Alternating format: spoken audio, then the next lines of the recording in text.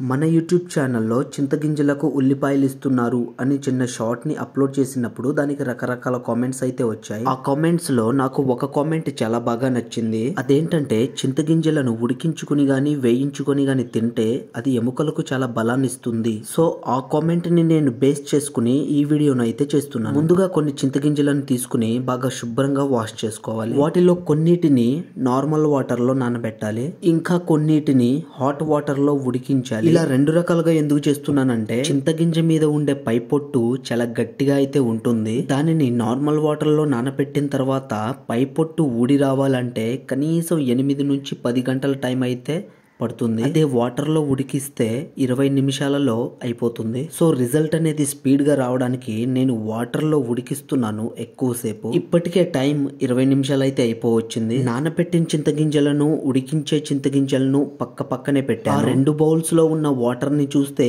మనకు colour different అనేది చాలా వెరైటీగా అయితే కనిపిస్తుంది. ఉడికించిన చింతగింజల వాటర్ కొద్దిగా బ్లూ కలర్ లోకి అయితే చేంజ్ అయింది, కానీ నానబెట్టిన చింతగింజల వాటర్ ఇంకా వైట్ కలర్ లోనే ఉంది. ఉడికించిన చింతగింజల వాటర్ ఇంకా వేడిగా ఉండటం వల్ల వాటిని ఏం చేస్తున్నానంటే కూల్ వాటర్ తీసుకొచ్చి వాటిని ఒక బౌల్లో పోసి వాటిలోకైతే ఆ వేడి చింతగింజలను అయితే షిఫ్ట్ చేసుకుంటున్నాను. సో దీనివల్ల యూజ్ ఏంటంటే వేడిగా ఉన్న చింతగింజలను సడన్ గా ఒకేసారి కూలింగ్ వాటర్ లోకి వేయడం వల్ల అవి పెళుసుగా మారి తొందరగా పైపొట్టు ఊడిపోవడానికి అయితే ఛాన్స్ ఉంటుంది. మీరు ఇక్కడ ఒకటి అబ్జర్వ్ చేస్తే మనం చింతగింజలను శుభ్రం చేసేటప్పుడు అసలు దాని మీద ఏమీ లేదు, కానీ చింతగింజలను ఎప్పుడైతే బాయిల్ చేసామో అప్పుడు లైట్ గా చింతపండు అనేది దాని మీద ఒక బుజురులాగా అయితే వచ్చిందనమాట. సో మొత్తం చింతగింజలను కూల్ వాటర్లోకి అయితే షిఫ్ట్ చేసుకున్నాను. సో ఇప్పుడు మీరు గమనించవచ్చు బాయిల్ చేసిన చింతగింజల వాటర్ అనేది ఏ కలర్లోకి అయితే షిఫ్ట్ అయిపోయిందో.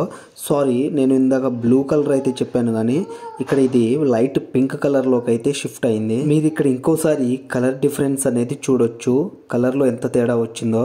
4 గంటల రెస్ట్ తర్వాత నానబెట్టిన చింతగింజలను చూస్తే అసలు ఏ మాత్రం నానలేదు, అవి ఇంకా అట్లాగే గట్టిగానే ఉన్నాయి. కానీ ఉడికించిన చింతగింజలను కూల్ వాటర్లోకి షిఫ్ట్ చేసుకున్న తర్వాత చాలా డిఫరెన్స్ అయితే వచ్చింది. మీరు ఇక్కడ క్లియర్గా అబ్జర్వ్ చేస్తే పై పొట్టు అనేది ఊడిపోయి కొన్ని చింతగింజలు అయితే కనిపిస్తున్నాయి మనకు.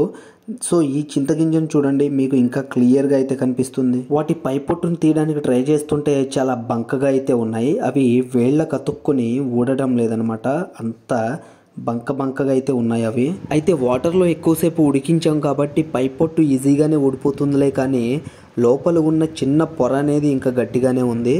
సో దాన్ని ఇంకా క్లియర్గా క్లీన్ చేసి మీకైతే చూపిస్తాను. పొర మొత్తం క్లీన్ చేసిన తర్వాత చింతగింజ అనేది వైట్ కలర్ లోకి అయితే వస్తుంది. అలా వైట్ కలర్ లోకి మారేంత వరకు దాన్ని క్లీన్ చేద్దాం. చింతగింజ మొత్తాన్ని వైట్ కలర్ లోకి మార్చిన తర్వాత అసలు మనం ఏ పర్పస్ తో ఈ వీడియో తీసామో అదైతే చేసి చూద్దాం. అదేనండి, ఒకసారి అయితే మీ ముందే తిని చూస్తాను. అంత వైట్ కలర్ లోకి మార్చడానికి ట్రై చేసిన లోపల పొర అనేది ఇంకా గట్టిగానే ఉండటం వల్ల చాలా టైం అయితే తీసుకుంటుంది.